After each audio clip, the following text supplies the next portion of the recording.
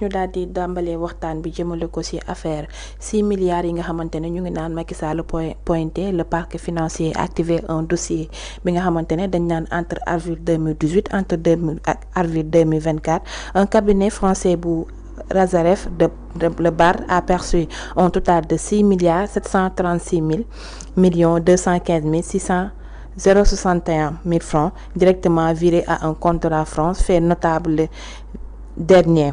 Paiement a été effectué le 2 avril, nous avons soi-disant le même jour d'investissement de Bassirou Diomaye Faye fële ca Diamniadio. Madame, j'ai pas bien compris. Toujours Libération moo ñu ko indil. mu ne entre avril 2018 et avril 2024 le cabinet Razaref le bar a perçu un total de 6 milliards 736 millions 215 61 000 francs directement virés dans un compte en France, a fait notable. mu ne le dernier paiement a été effectué le 2 avril 2024 soit le même jour d'investiture de Bassirou Diomaye Diakhar Faye fële ca Diamniadio.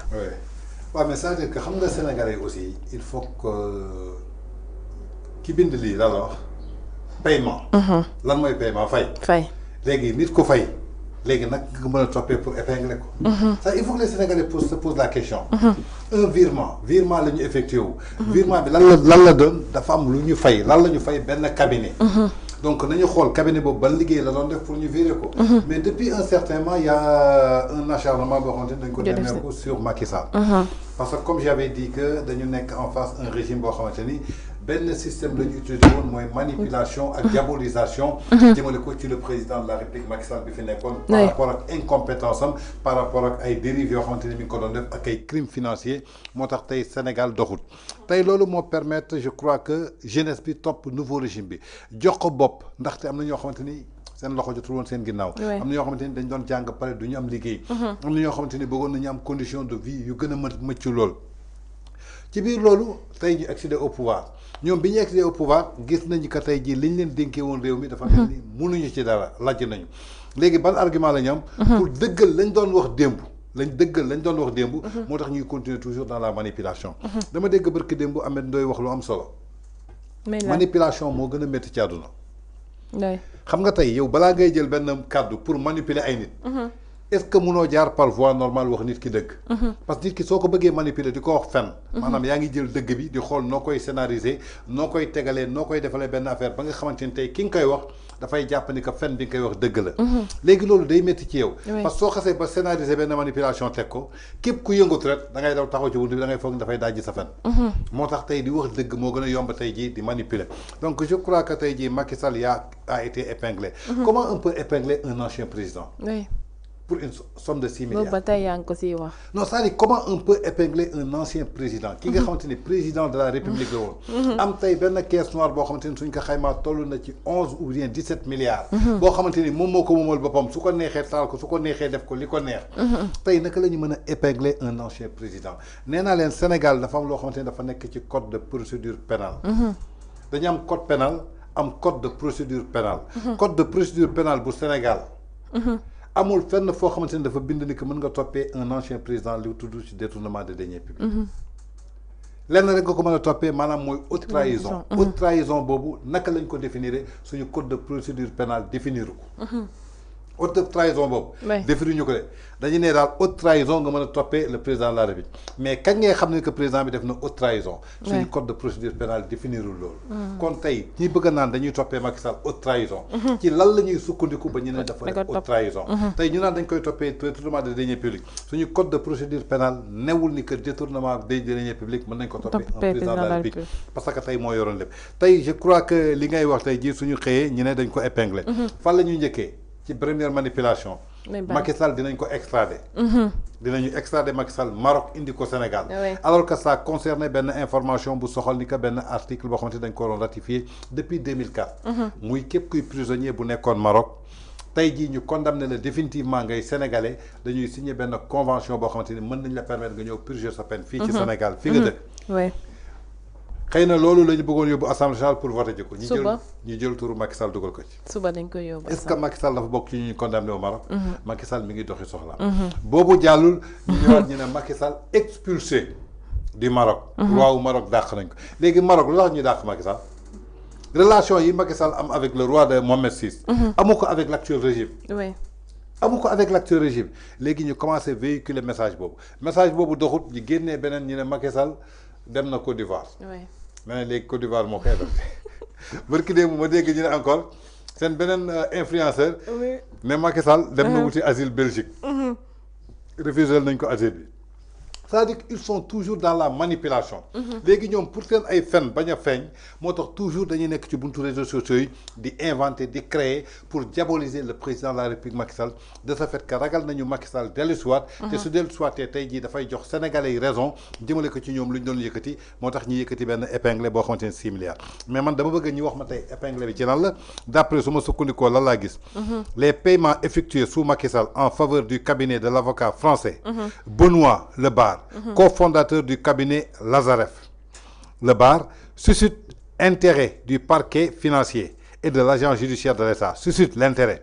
D'après les informations relevées par Libération, une série d'enquêtes a été déclenchée sur les contrats signés sous l'ancienne administration. Mais il y a des contrats qui ont été signés. oui lan la cabinet boobu liggéeyal Sénégal nañu xool cabinet bi lan la liggéeyal Sénégal lan la defal Sénégal ba bu mu amul njëriñ ba pare ñu soog a wax mais jusqu'à présent ils ont dit des contrats signés sous l'ancienne administration.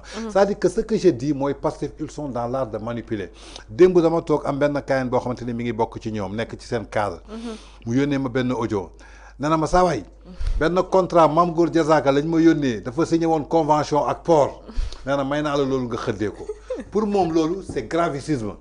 mais Mame Gor Diazaka am convention port c'est quelque chose de légal. dafa am site bu tudd référence actu. site boobu moo signé convention ak port. site boobu du Mame Gor Diazaka site bi lu mu dee am na benn journaliste bu fay liggéey am na cadreur bi fay liggéey am na monteur bi fay liggéey. ce sont des sénégalais ñu war leen fay ay emploi tey c'est l'état du Sénégal qui doit accompagner référence actu par rapport ak li muy liggéey. moom jàpp na ni que loolu tey crime la. ma ne ko tey un Mame Gor Diazaka qui signe benn convention ak tey jii li nga xamante ne maanaam mooy port nga ne ma may la ko nga xëddee ko mais Babacar Touré Kewoulo signé na fi convention de 15 milliards ak AIBD.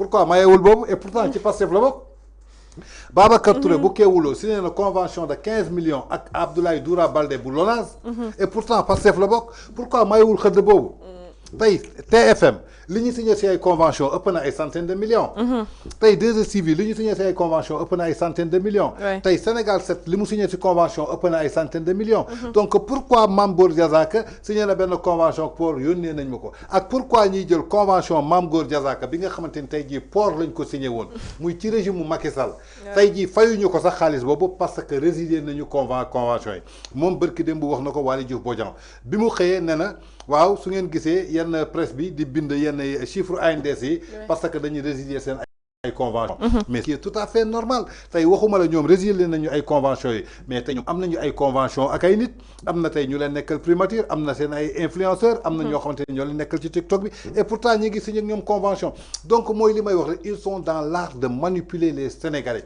et manipuler li ci gën a bon moo tey soo nee Mame Gor Diazaka am na convention donc daf mel ni benn crime la wala sàcc la non c'est la société moo am convention en bonne et due forme et pourtant tey dañ ko coupé kenn fay ko alors que état continuité la dañ ko waroon fay donc ce que je veux dire souvent rek que dañu nekk ci benn manipulation parce que ils sont incompétents xam nañu duñu def résultat mënuñu liggéey dara bërki démb je crois que j'ai entendu l'honorable Moussa Diakhaté wax ko muy nouvel élan libéral. C'est-à-dire qu'on a un président de la République qui n'avait pas d'ambition d'être président de la République. Pour être un président de la République, il faut que ait ambition d'être président de la République. Pour être journaliste, il faut que ait ambition d'être journaliste. Pour être un reporter, il faut que ait ambition. On a un Bassirou Diomaye Faye qui n'avait aucune ambition d'être président de la République. Parce que musul taxaw fen ne man mi kat dama bëgg doon président de la République du Sénégal en 2024. Taxawul fen ne bés bu ngeen ma joxee bopp réew mi ma nangam sangam dafa ñëw accidentellement. Comme lii nga xamante ni maanaam mooy remplacer Macky Sall bi nga xamante ni jàpp nañu mënul woon def 3e mandat donc fallait que moom benn transition ci diggante bi. transition bi yàlla tànn mu doon Bassirou Diomaye Faye mais moom dans sa logique. tey fauteuil bi mu toog dafa toog uniquement pour xool naka lay jël pour transition bi su ko eggalee kii nga xamante ni tey mooy leaderu parti Pastef mu toog ci bopp réew ma. moo tax tey jii jusqu'à présent Pastef ne peut rien prouver dans ce pays. tey Diomaye mënuñu defal benn résultat parce que amul ambition pour le Sénégal amul loo xamante ni décidé na ko pour defal ko Sénégal. donc ci lenn lay sukkandiku maanaam mooy lan mooy transition bi mu nekk ak ki nga xamante ni moom la toppoon muy l'actuel premier ministre moom la bëgg mu nekk président de la République et il l'a dit il l'a redit sama fauteuil bii jarul nga koy piis ne ko jàkk liggéey naa fukki at pour nga nekk président de la République mënul nekk yow si fukki fan def nga ma président de la République kon damay def tout pour que yow nga ñëw toog ci sama place bi donc loolu je crois que ki koy dessiner yàlla kese la mais quant à Diomaye il n'est pas encore prêt pour être président de la République moo tax ba tey jii gisoo benn ambition benn jéego boo xamante ni mi ngi koy teg ci Sénégal 11 mois bu mu nekkee ci boppu réew mi boobu ba tey déggoo Diomaye wax ci benn sujet boo xamante ni tey jii amal na Sénégal njëriñ mi ngi focus ci koñam mi ngi focus ci ay voyage am mi ngi focus ci lu muy def quant à ay dérive su amee coow yi su amee yëpp lan ngay dégg leader du parti Pastef le premier ministre alors que c'est lui le président de la République aujourd'hui on nous parle de notre diplomatie on n'entend même pas le président de la République en parler c'est le premier ministre qui s'en charge on parle de notre intégrité territoriale muy lan force de défense et de sécurité c'est le premier ministre qui en parle et que dans notre constitution il est habilité que uniquement au président de la République de s'exprimer sur ces deux cas donc ce que je veux dire que tey jii si on nous dit que Macky Sall est épinglé ils sont toujours dans leur manipulation parce que tey su ma libération ne ces conventions présentent des indices troublants ay convention nee nañ daf présente ay indices troublants léegi nañ ñuy wax indices yu troublants yooyu lan la qui laisse penser qu'elle aurait conditionnel la utiliser libération bi wax sa wóoru qu'elle aurait donc ce que Adama Fall a fait utiliser ba muy wax ci affaire u maanaam voyage yi il paraîtrait que libération nee na qu'elle aurait été conclue au détriment des intérêts de l'État ba léegi libération wóoru ko léegi pour Macky Sall ñu def épinglé pourquoi aurait été épinglé pourquoi utiliser wu ñu conditionnel foofu ils sont toujours dans la manipulation aurait ils sont très intelligents ci biir bind bi dañuy xooli sénégalais lambda bi jàngul naka la ñuy naanee xelam naka la ñu koy guuxee dugal ci xelam Macky Sall mën nañu ko épingler pour 6 milliards un ancien président de la République il faut qu'on soit honnête et raisonnable dafa am yoo xamante ne waxu picc la nee nañu tey convention yi ñu signé dafa mel ni intérêt état nekku ci mais ñoom en ce moment il n'était pas président de la République dénku ñu leen woon dara Macky Sall la ñu dénkoon Macky Sall moo xamoon ndax intérêt Sénégal nekk ci wala intérêt Sénégal nekku ci est-ce que tey ñoom li ñuy def nii ñoom ñi jàpp ni que intérêt Sénégal la fi nekk est-ce que un opposant mën na taxaw ne intérêt Sénégal nekku ci bërki démb bu jël nañu suñu 108 millions séddale ko seen ay détenus lañu déddal suñu 108 millions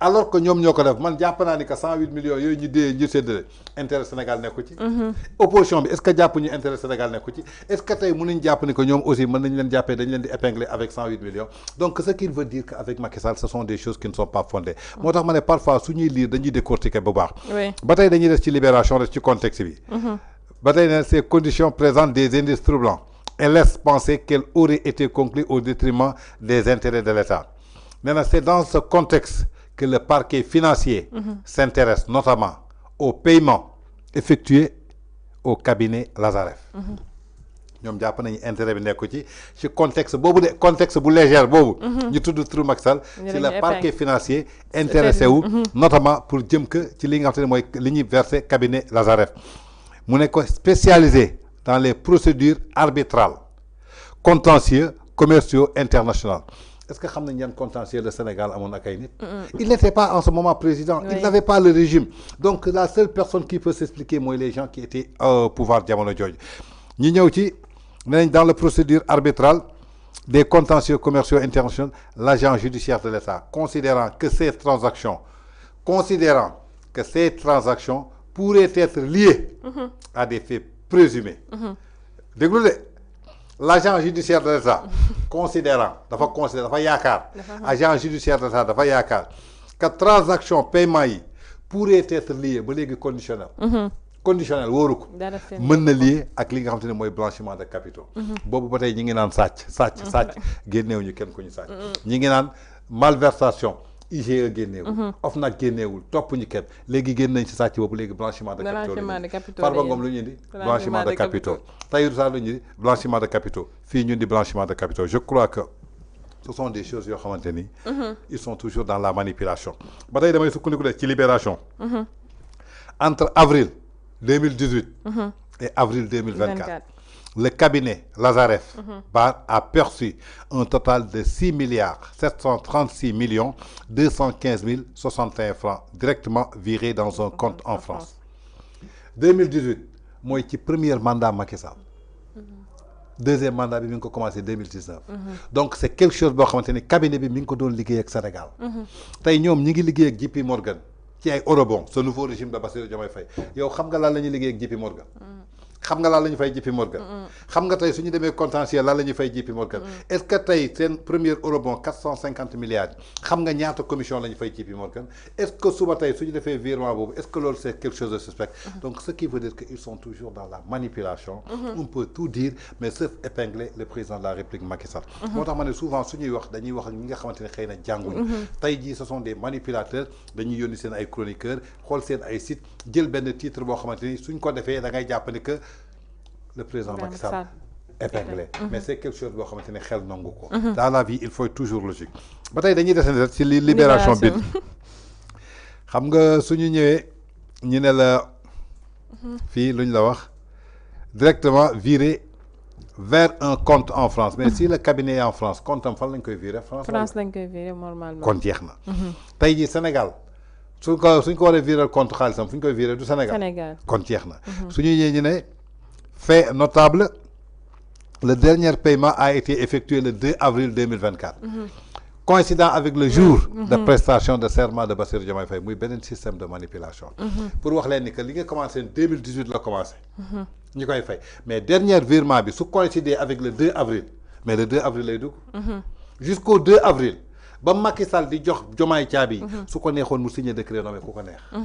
Ce que les Sénégalais ne comprennent pas souvent damay dégg ñu naan soo gisee ñuy licencier Macky Sall dafa toog 1 an moo ko dese woon ci pouvoir bi mu signé ay décret daal le président de la République ba jour bi ngay génn jour bi nga xamante ne def nañu élection diw gagné na defaguñu passation de service ah su la neexee ba jour boobu nga jël décret daal di signé daal di nommé ku la neex wala may ku la neex alors que ñoom ils ne comprennent pas ça demal aux États-Unis Joe Biden ba jour bi muy def ak passation de serment ak Donald Trump su ko neexoon mu jël ay décret daal di koy signé Emmanuel Macron tey su jeexaloon ba si jour bi su ko neexee mu signé ko du crime du dérive du dara parce que il est le président de la République ba moment boobu tey Diomaye bi mu nekkee président le 2 avril ci ngoon si la jël bigam daal di commencé nommer ay décret kon qu'est-ce qui empêche le président de la République ba dernière heure mu daal di jël moom it bigam daal di nommer ay décret donc je crois que ce sont des choses yoo xamante ni c'est juste pour manipuler moo tax ñu indi coïncidence boobu indi ko le 2 avril nee na soit le jour même de l'investiture du président Bassirou Diomaye Faye au lieu que jour boobu la ñu def virement bi la ñu def nangam ku nekk xam na ne virement demeewul noonu ku nekk xam na ni document am na fu muy jaar te document bi munoo ñëw xëy tey jii le 2 avril nga dugal document bi tey jii mu jàll tey jii ci compte ko donc ça a été une procédure qui a été déclenchée xëy na virement bi mi ngi soog a jàll à partir du 2 avril mais ils vont pas l'expliquer comme ça dañ koy dugal ci bluffu ki nga xamante ni jàngul ñaan xool affaire njublang yi xam na ni le 2 avril la war a génn Diomaye mi ngi war a dugg mu dem dugal virement boobu y a rien de suspect muy soit une investiture boo xamante ne tey jii le président Bassirou Diomaye Faye était à Diamniadio l'enquête devra aussi éclaircir le rôle du cabinet français dans l'arbitrage opposant la société électrifiée RIP EDR filiale de la société ENCO appartenant à l'homme d'affaires sénégalais Aboussi kon ñoom jeexal nañu lu ñu wax donc c'est une affaire boo xamante ni dañu utiliser benn cabinet boo xamante ni da leen koy liggéey et tout service est payant donc service boobu dañ ko daal di fay donc ce que je peux dire rek mooy li nga xamante ne tey jii ñu ngi koy wax libération bind ko daf ko bind au conditionnel y a rien boo xamante ne tey jii taxaw na ci ils sont toujours dans leur campagne de manipulation dans leur campagne de diabolisation pour jéem a justifier yenn fait yoo xamante ne tey jii ñoom jàpp nañ loolu moo taxaw ginnaaw nag bi nga xamante ni jox nañ leen réew mi sénégalais yi ñi ngi naan Macky rëccu nañ la léegi ñoom rëccu Macky boobu la ñuy bañ bëgg a gëmloo ni que sénégalais li ñu la doon wax démb ci Macky dëgg la donc étant même au pouvoir il continue à s'opposer avec le président Macky Sall et je crois que c'est peine perdue je n'y crois pas à ça si moom nañuy desandi